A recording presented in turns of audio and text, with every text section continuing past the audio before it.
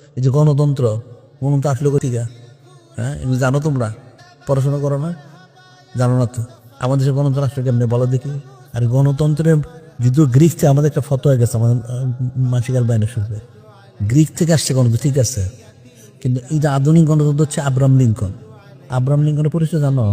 তার বাবা হলো খ্রিস্টান, মা হলো ইহুদি। তার জীবনী আছে আমার কাছে, সে লিখছে তার মা হলো অবৈধ সন্তান, সে নিজে অবৈধ সন্তান। নাউজুবিল্লাহ। এই অবৈধ সন্তানের মতবাদ হচ্ছে গণতন্ত্র। এটা আমাদের দেশে আসলো কেমনি? আমাদের গণতন্ত্র ছিল আগে? মোগলদের তো গণতন্ত্র ছিল না। এই খ্রিস্টান বেনিয়ে যে মুসলমানের সাগরগুলি, আবদালিগুলি জুলুম করলো, এটা তো গণতন্ত্র করে নাই। তাহলে 47 সালে যে দেশটা স্বাধীন হলো, তখন গণতন্ত্র আসলো কি করে? তাহলে গণতন্ত্র আসলো করতে লাভ দিয়ে করতে বললো, আসমান থেকে বললো? এরাই ওলামায় সুদের দ্বারা করাইছে। এটা ওলামায় সুদের মধ্যে মূল হলো, একটা হলো পাকিস্তানের ওই বলে মুফতি আজম, মুফতি শফি, আর একটা হলো দেওবন্দের হুসেন মোহাম্মদ মাদানি বলে। এই দুইটা লোক, এরা যে পাকিস্তান মুসলমানের কতটুকু হবে, কত হিন্দুদের কি করতে, গণভোট করতে হবে। কিসের গণভোট? এই গণভোট করে গণতন্ত্র লইল। আর এখন গণভোট করা কি? ভোট দিতে হবে কি করে?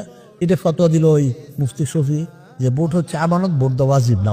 এটা সে তফসিলের মধ্যে বর্ণনা করলো। সে পাকিস্তান রেডিওতে সে 14 বছর তফসিল করছে। ওটার মধ্যে সে বলছে, বলার পরে সরকার তাকে পয়সা দিয়ে ওই বইটাকে ছাপাইছে, ওটা মারিফুল কোরআন, ওটার মধ্যে এখন আছে দেখবা। ভোট দেওয়া ওয়াজিব। ভোট দেওয়া পাইলো কোথায়? আব্রাহাম লিঙ্কনের ভোট দেওয়া ওয়াজিব হলো কোথেকে?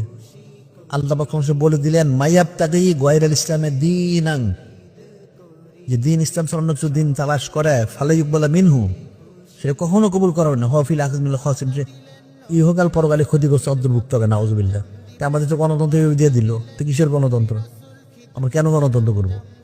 আমাদের কর্তব্য খোলাফা রাশিদিন আমাদের আদলে শাসন ব্যবস্থা, এই জিনিসটা বলতে হবে।